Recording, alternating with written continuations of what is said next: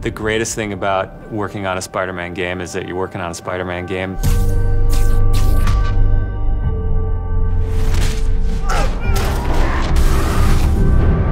The hardest thing is that it's a Spider-Man game. We really care about storytelling here at Insomniac.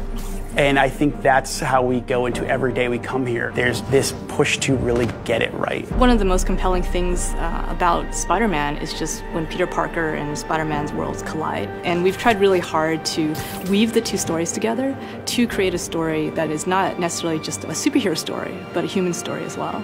So this Spider-Man is a little different. He's older, he's 23, so he's been Spider-Man for 8 years, and kind of like an athlete in the prime of his career, he's starting to get good at the Spider-Man thing. The nice thing about playing an experienced Spider-Man is that he's already familiar with his powers, right? He's not just discovering them. We always think of Spider-Man as, we call him, the acrobatic improviser.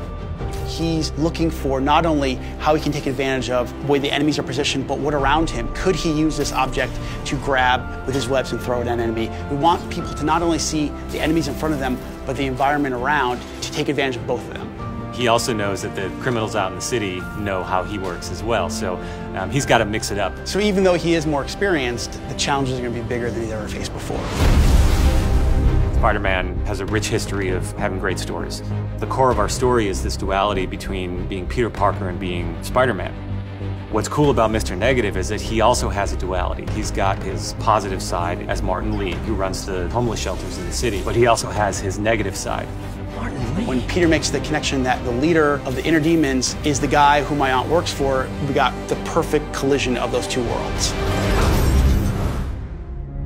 So many people have their own vision of what Spider-Man should look like, what he should sound like, and in the end, we just have to put a new and fresh twist on who he is. And for us, it's really, really important to deliver those big spectacle moments, those near impossible scenarios that only someone like Spider-Man can survive, and put you in that action.